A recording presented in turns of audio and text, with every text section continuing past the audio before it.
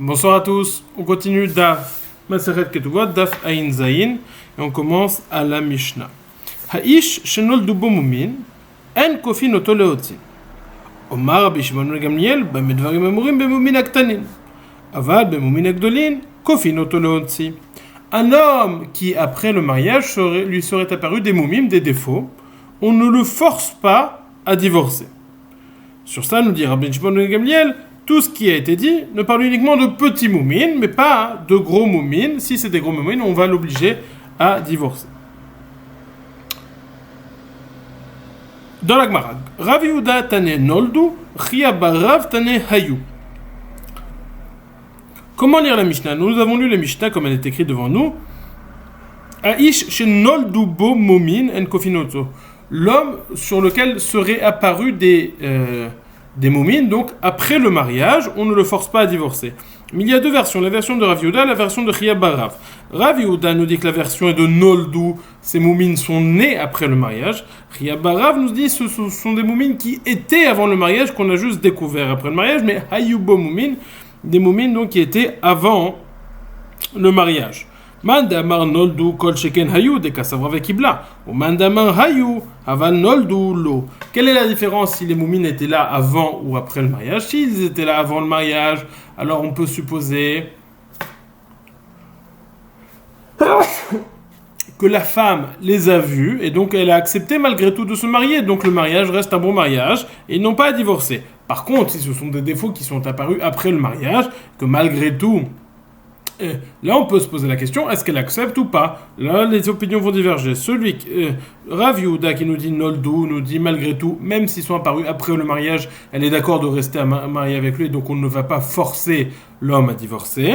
Chia barav nous dit non, Hayu, uniquement les moumines qui étaient avant, alors elle les a acceptés en se mariant, parce qu'elle s'est mariée en connaissance de cause, mais s'il y a des moumines qui apparaissent après le mariage, alors là ça sera problématique et on va le forcer à divorcer. Dans les momanda mangayu avanoldulo, celui qui dit que la Mishnah nous parle d'un cas où les moumines sont apparus après le mariage, mandamar noldu kol sheken hayu de kasavra vekibla.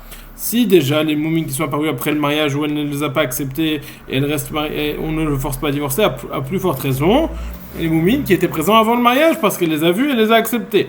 Tandis que Mandamar Hayu Avanoldulo, celui qui dit, on parle uniquement des moumines qui étaient là avant le mariage, mais ceux qui sont apparus après le mariage, non, parce que ceux-là, il ne les a pas acceptés. Nous avons donc une marloquette de Rav Yehuda et Chia barav, à savoir, est-ce que lorsqu'il y a des moumines qui sont apparus après le mariage, est-ce qu'on force à divorcer ou pas?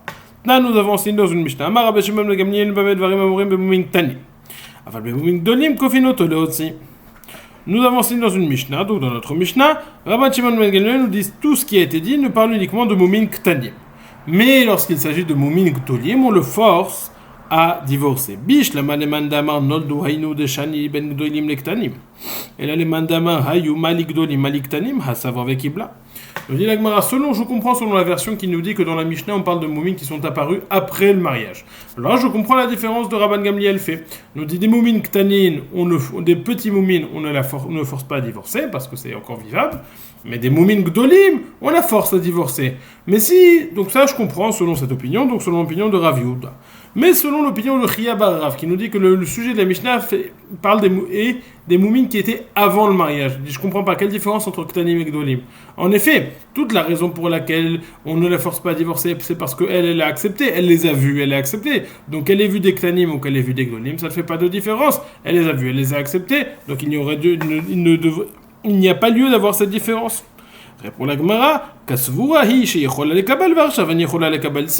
quand bien même elle aurait accepté avant le mariage, il y aurait lieu de faire une différence. En effet, elle pensait qu'elle pouvait supporter ce type de moune, quand bien même ils étaient grands, puis après elle s'avère que non, c'est trop dur pour elle. Et donc s'il s'agit de moumine doulin, nous dit Rabban Shimon ben Gamliel, elle a le droit de demander le divorce et il va devoir divorcer. Ve'elumen momim dolim, voici que sont ces momim dolim dont nous parle Rabban Gamliel, Pigash Rashbag, Kegon Nismit Eno Nikta Yado Venishberach Haglo, si il est devenu aveugle, ou on lui a coupé la main, ou sa main s'est coupée, ou alors son pied s'est cassé. Itmar Rav Abba Bar Yaakov et Rabbi Yochanan halakha que Rabbi Shimon ben Gamliel. Rav Abba Bar Yaakov dit au nom de Rabbi Yochanan la halakha comme Rabbi Shimon ben Gamliel qui fait donc la différence entre les moumines gdolim et les moumines ktanim. Rava Rav Nachman la halakha qui dit Chachamim, tandis que Rava dit au nom de Rav Nachman la halakha est comme Chachamim où il n'y a pas cette différence entre les deux types de moumines. Dans tous les cas, on ne le force pas à divorcer. Demande Gemara, ou mi amar Rav Yochanan halakha ve amar Abba Bar Chana amar Rabbi Yochanan bechol makom sheshana Rashbag b'mishnatenu halakha kmoto chutz me'erev etzidan ve'raya achrona. Comment est-ce possible que Rabbi Yochanan tranche la halakha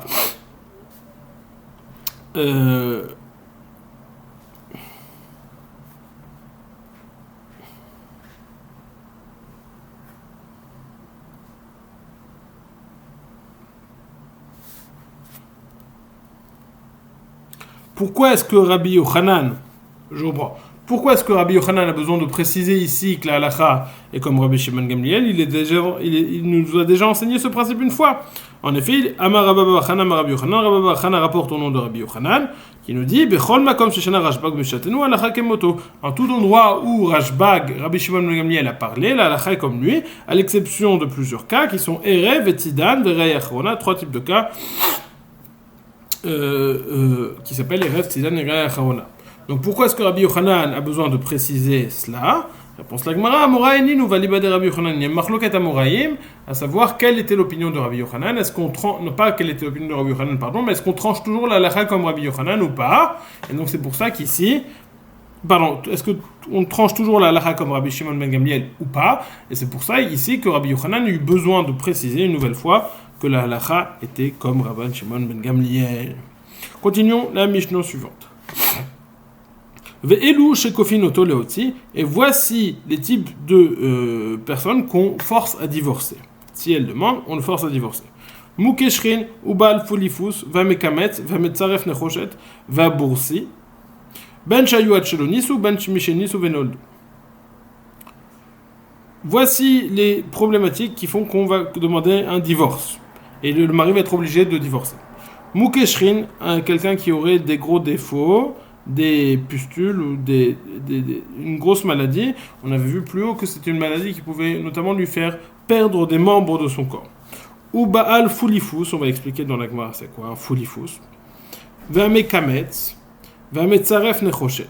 Mais Kametz, c'est quelqu'un qui rassemble des excréments pour qui ramasse à la main des excréments, notamment pour tanner les peaux. Ve'ametzaref nechoshet, quelqu'un qui travaille le cuivre. Ve'aboursi, et le boursi. Le boursi, c'est un tanneur de peau. Ben shayu achalonis ou ben shemishenisu mineldu. Que ces personnes étaient avant qu'ils se mariaient, ils avaient déjà ces métiers ou ces caractéristiques, ou que ce soit apparu après. De toute façon, il a le droit et on le force à divorcer. Rachid nous explique que le point commun à tous ces cas, c'est que ça sent très mauvais. Rabbi Meir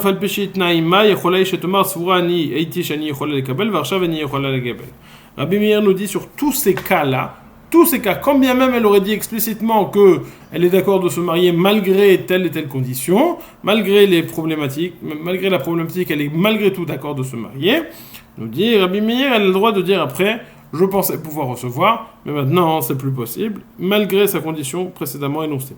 Chachamim nous disent non, si elle a précisé, si elle a dit, alors elle doit recevoir tout à l'exception du Mukeshrin, parce que le Mukeshrin, Makto, la relation cause de très grosses douleurs à cette personne. Il y a une histoire à Tzidon avec un boursier, un tanneur de peau qui est décédé, et il avait un frère qui était lui aussi tanneur de peau, et donc normalement par le hiboum, il aurait dû se marier avec le frère.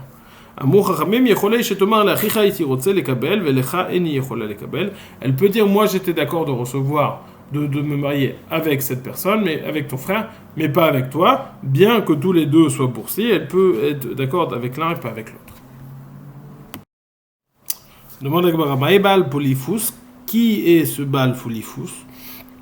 Rav Yehuda ben Shmuel nous dit c'est celui qui a une mauvaise odeur au niveau du nez. Dans une braïta, on enseignait celui qui a une mauvaise odeur au niveau de la bouche. Ravasi matnei pra, Ravasi enseignait l'inverse, que dans la braïta on disait l'odeur du nez, Rav Yehuda au nom de Shmuel disait l'odeur de la bouche. Ou manach basimana, Shmuel lo pasik poumé mekoule pirkin, et il a dit, donné un siman pour se rappeler que Rav Yehuda ben Shmuel était celui qui disait que c'était une mauvaise odeur de la bouche, il disait Shmuel lo pasik poumé mekoule pirkin, Shmuel n'arrêtait pas de parler, ce Pérec était toujours chagour bépiv et il avait l'habitude de parler, il restait toujours dans sa bouche, donc on disait le terme de bouche au sujet de Shmuel pour se rappeler que c'est Rav Yehuda au nom de Shmuel qui disait Reachapé. Va mekamet, celui qui est mekamet. Maï mekamet, qu'est-ce qu'il fait? Rav Yehuda zoa mekamet soat klavim, c'est celui qui ramasse des excréments de chiens. Mitiv, et on objecte, pourtant nous avons enseigné dans une braïta mekamet zuboursi. Le mekamet c'est un tanneur. Donc c'est un tanneur ou celui qui ramasse des excréments de chiens. Velitamer tik chez les chamatiti, le mekamet zametzaref nechoshet vaboursi. Je comprends pas de cette braïta. Il y a une question déjà dans la Mishnah, parce que dans la Mishnah on a mentionné deux types. On a deux types de problèmes. On a enseigné le mekamet et on a enseigné le boursi. Donc tu vois bien que le mekamet et le boursi, c'est pas la même chose. Pas comme la braïta. Répond le Gmarabish, la mamatiti no kache kan boursi gadoken boursi katan et la Rav Yehuda kache. Il dit, si je n'avais que la Mishnah, j'aurais pas eu de problématique. Parce que j'aurais dit qu'il y a un grand tanneur et un petit tanneur, boursi gadol, boursi katan. Et c'est ça, ce à quoi font référence les deux termes. Mais c'est vrai que Mekamet fait référence à Boursi. Mais là, selon toi, selon Rav Yehuda, tu me dis que Mekamet, c'est pas du tout un Boursi, c'est pas du tout un tanneur. C'est quelqu'un qui ramasse les excréments de chiens. Réponse Tanoï de Tania Mekamet de Boursi, Vieshomrim za Mekamet zot kavim. En réalité, c'est une marloquette Tanaïm, à savoir qu'est-ce que le Mekamet? Est-ce que c'est quelqu'un qui ramasse les excréments de chiens ou c'est un tanneur? Va Metzaref Nechoshet va Boursi. Qu'est-ce que le Metzaref Nechoshet? Qu'est-ce que quelqu'un qui rend pur le bronze, le cuivre? Maï Metzaref Nechoshet. Ravashi Amar Chashle Doudé. Chashle Doudé. Qu'est-ce que Chashle Doudé? Chanamar Zamechatach Nechoshet Mekao. Chashle Doudé, c'est celui qui prend du cuivre et qui l'étale pour en faire des planches, des espèces de planches, et donc c'est ça le travail du Metzaref Nechoshet. Rabba Bachana Zamechatach Nechoshet Mekao. Rabba Bachana nous dit c'est celui qui récolte le cuivre dans la mine, de la montagne. Tanya Dikavate de Rabba Bachana, Izo Metzaref Zamechatach Nechoshet Mekao. On enseigne une braïta comme l'opinion de Rabba Bachana qui dit, cette braïta nous dit, qui est le Metzaref Nechoshet? C'est celui qui coupe, qui ramasse, qui prélève le cuivre de son origine, c'est-à-dire dans la mine. Rav nous dit, quelqu'un qui dit à sa femme, je ne donne pas à manger et je ne donne pas de parnassa, alors il doit divorcer tout de suite. Il doit divorcer de donner l'actuba. Ozal Rab Lazar, Amor Aleshmaït et Kamed Shmuel, Rab Elazar est allé enseigner, est allé devant Shmuel, il a rapporté cet enseignement de Rav. Amar, Arsu Ashar et Elazar, Adchekofinoto Lotzi, Yerfou Lazun. Il a dit, bourrez-le d'orge, c'est une expression de gavez-le d'orge à Elazar qui me dit cet enseignement, c'est-à-dire, et il voulait dire, quelqu'un qui dit je ne vais pas me marier avec, je ne vais pas nourrir ma femme, avant de le forcer à divorcer, on le force à donner à manger à sa femme. Tandis que Rav Amar, un homme ne peut pas habiter avec un serpent dans un même panier, c'est-à-dire qu'il y a deux approches ici. Que fait-on lorsqu'il y a un problème? Est-ce qu'on essaye de s'occuper du problème? Ou est-ce que étant donné que ce problème est forcément récurrent, on ne peut pas s'en occuper tout le temps, on va finir à devoir le confronter? Donc Rav dit il doit divorcer, tandis que Shmuel était de l'opinion qu'on devait le forcer, pas à divorcer, mais à nourrir sa femme. Qui salik Rabbi Zera, Shkechel Rabbi Binim, Beroyefet Diativ, et Kamrela Mishmen de Rabbi Yonatan.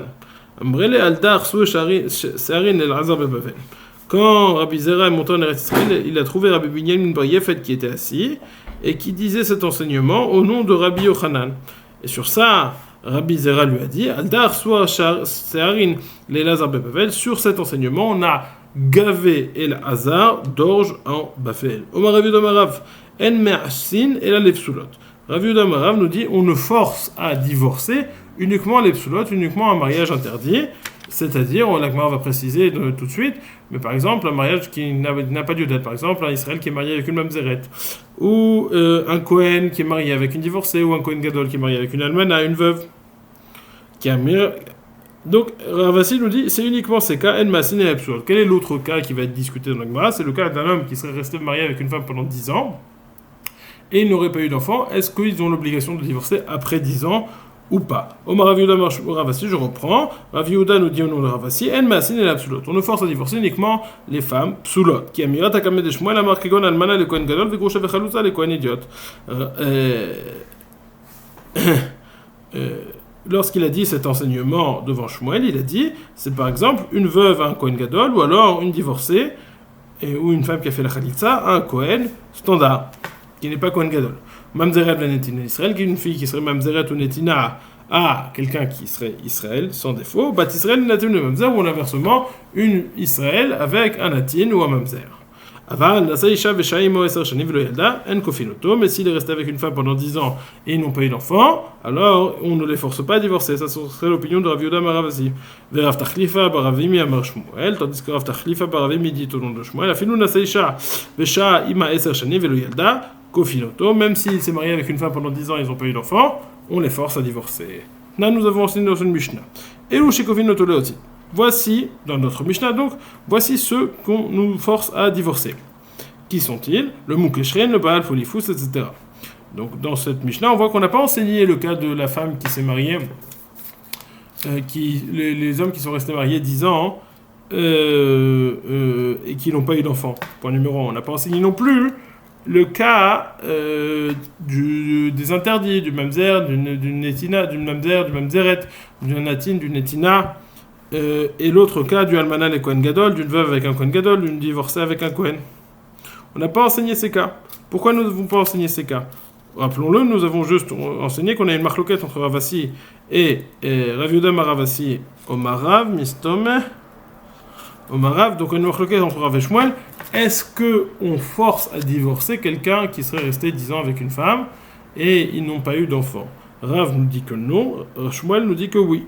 Dans la Mishnah, on n'a enseigné aucun de ces deux cas.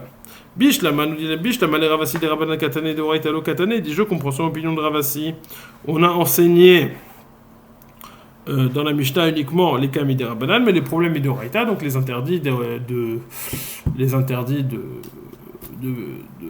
Natin et de Mamzer, c'est pour ça qu'on ne les a pas enseignés dans la Mishnah. Et là, les Rav Tachlifa Baravim, ils ditnen Nasei Shaveh Shaima Eser Shani, Velo Yalda Kofinoto. Pourquoi est-ce qu'on n'enseigne pas le cas de Nasei Shaveh Shaima Eser Shani, Velo Yalda chez Kofinoto? Pourquoi est-ce qu'on n'a pas enseigné le cas de la Mishnah? Ce cas-là dans la Mishnah, d'un homme qui serait resté marié avec une femme pendant 10 ans. Il n'y a pas lieu de faire cette différence entre des Rabbanan et des Horaïta, ça c'est un cas qui ne s'apparente pas aux des Horaïta. Rav Nachman nous dit, tu sais c'est quoi la différence? C'est comment est-ce qu'on force à divorcer?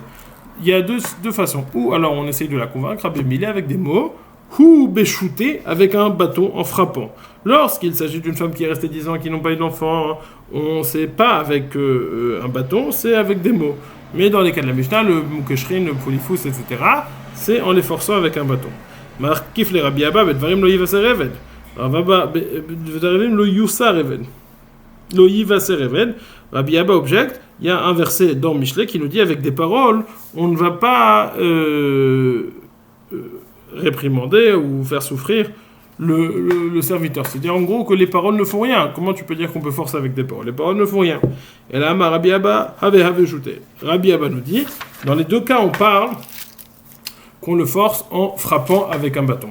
Hatam qui amra havina behade shavkinan lehacha afalkav d'amra havina behade lo shavkinan le là-bas. Lorsqu'il s'agit de notre Mishnah qui a le bolipus, etc., si ils sont d'accord de rester ensemble, ils peuvent rester ensemble. C'est pour ça qu'on a enseigné ça dans la Mishnah. Par contre, le cas de Pierre et Vérivia, même si elle est d'accord de rester ensemble, ils doivent divorcer.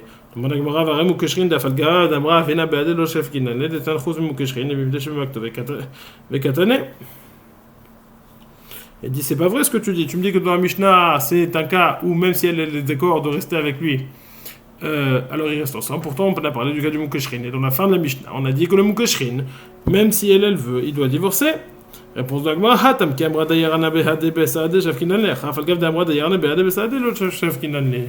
Là-bas, dans les canons de Mishnah, elle peut rester avec lui. De quel cas? Si elle dit, je veux rester avec lui avec des témoins qui font en sorte qu'on n'a pas de relation, qui créeraient des dommages à ce mari Mukeshrin. Ça, on accepte. Si elle dit je veux rester mariée avec mon mari, mais avec des témoins qui font attention qu'on ne fasse pas yichud, alors là, elle a le droit. Tandis que dans le cas de Pira Verivia, de la femme qui sont restées mariées 10 ans, là, ils n'ont plus pas du tout le droit. Tania. אמר רבי יוסי שכלי זקן אחד מאנשי ירושלים 24 מוקשכין הן וכולן אמרו חכמים תשמיש קשה להן ובעלי רתן קשה מכולן.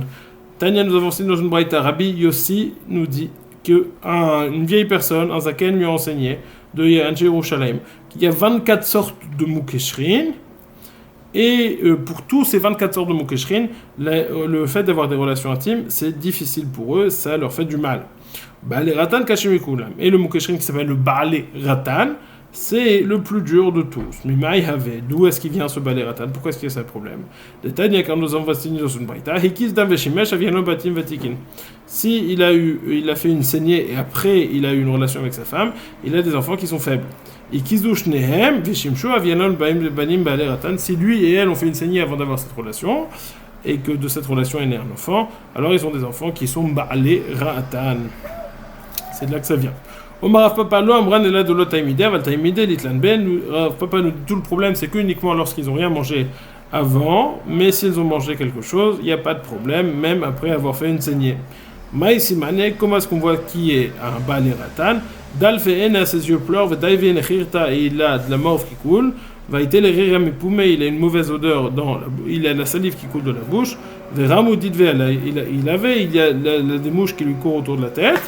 Umaya soute quelle est sa guérison? Marabaye pila veludna girda de egoza ve girda de ashpa ve khalil malka umatrela de dikla sumka ve shalik lehu be ade adade. Alors on prend pila veludna. Pila c'est une sorte de menthe, veludna c'est quelque chose qui s'appelle l'ana. Girda de egoza nous dit Rashi, c'est l'écorce d'une noix. Ve girda de ashpa,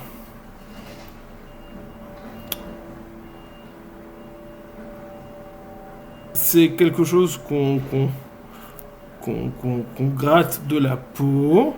Kalil Malka, c'est quelque chose qu'on appelle Chavatzelet, c'est une sorte de rose, me semble-t-il. Umatrala de Dikla est l'espèce d'écorce qu'il y a sur les dattes qui ne sont pas encore mûres. Lorsque les dattes sont petites, il y a une espèce d'écorce. Sumka, oui, donc des Dikla Sumka, les dattes qui sont encore rouges. Donc il prend tous ces ingrédients, il les fait cuire très fort, bouillir ensemble, ou mayel et les bêtas de chicha, et après on fait, avec cette eau-là, on va dans une maison qui est couverte de marbre où il n'y a pas de vent, velika bêta de chicha, mayel et les bêtas de chavliv nevarché, s'il n'y a pas de maison en marbre, alors on fait dans une maison où il y a 7 levenim variché, donc une épaisseur de mur minimale de 7 fachim. Venatile de cette fachim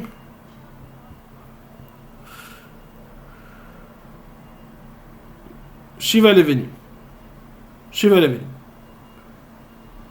Chev Livne Veriche. Donc c'est une épaisseur minimale pour qu'il n'y ait pas le vent non plus. Venatile Tlatme à casser al riche. Et il doit faire couler 300 verres de ce mélange sur sa tête. Ad de Rafi Arita, de Mouché, jusqu'à ce que la peau de son cerveau soit souple, et comme ça il peut faire une opération, ouvrir le cerveau, ou maïte arbetar fedasa, il peut apporter 4 feuilles de myrte, et parce que le ratan on a bien une espèce d'animal qui est dans le cerveau, donc il met chacune des feuilles sous les pieds de ce problème, 4 feuilles qu'il met sous les 4 pieds de cette bête, pour que quand il la prenne, elle n'enfonce pas ses pattes dans le cerveau. Ou mad l'école chad kara ou motif chad. Il lève un pied et il les met sur cette feuille de myrte. Shakil betzavta avec alélé, il prend avec une pince cette petite bête qui est dans son cerveau, avec alélé, il la brûle, des ilo hadar il avait, parce que s'il la brûle pas, elle va revenir. Machiz Rabbi Yochanan, Hizaru mizvuve shel Baale Ratan. Rabbi Yochanan disait faites attention aux zvuvim, aux mouches des Baale Ratan. Rabbi Zera lo aveyati beziker. Rabbi Zera ne s'asseyait pas dans un endroit où il y avait du vent qui soufflait et qui passait par eux. Rabbi Elazar lo ayel be'oale. Rabbi Elazar ne montait pas dans leur tente. Rabbi Ami et Rabbi Yassi lo avu achle mi bi'e daim avoa. Rabbi Ami et Rabbi Yassi ne mangeaient même pas des œufs qui provenaient du même mavoy, de la même impasse dans laquelle ils habitaient. Rabbi Yoshua ben Levi Micharbehu Vasik Batora. Rabbi Yoshua ben Levi ne faisait pas comme ce qu'il a dit, comme ce que les autres Amorim faisaient avant lui, mais il s'attachait à eux, il se rapprochait d'eux, au contraire, Vasik Batora, il étudiait la Torah, et il disait, car il est dit au sujet de la Torah, elle fait monter de la grâce, il disait, si elle fait monter de la grâce sur les gens, est-ce qu'elle ne va pas les protéger? Ça, c'était Rabbi Yoshua ben Levi, qui avait Shachiv lorsqu'il était venu le moment de mourir, son moment de mourir.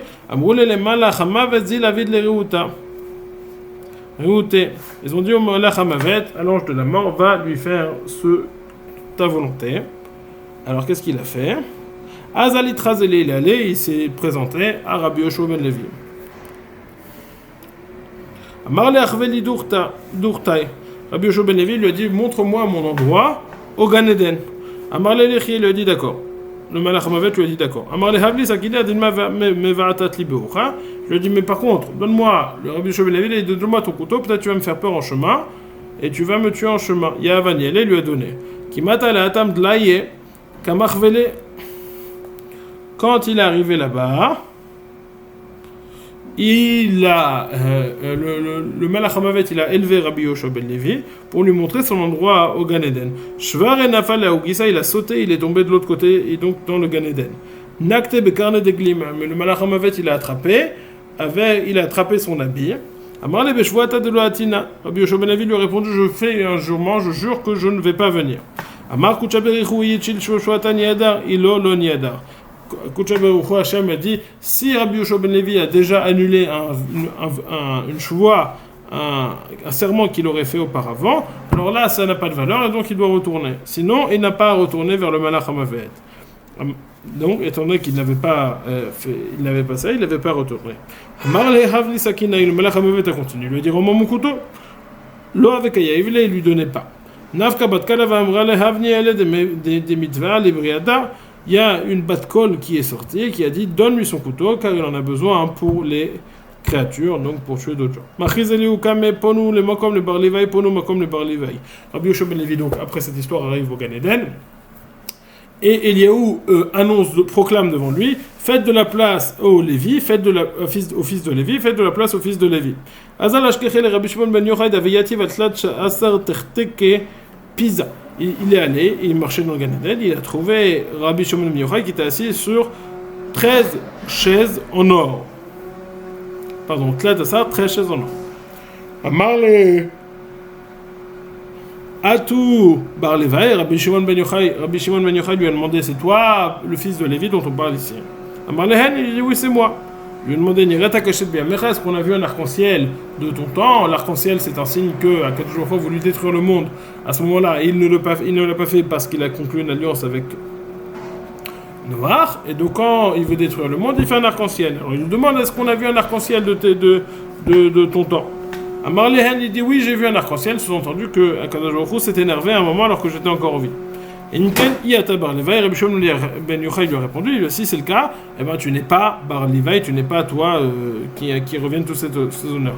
Donc dit l'Agmara Velohid, lo Havay Mide, là ça va, lo Yerzik Tivuten le Nafshai. Il dit c'est pas, en fait, en réalité, il n'y a pas eu d'arc-en-ciel. Alors pourquoi il a dit qu'il y avait un arc-en-ciel?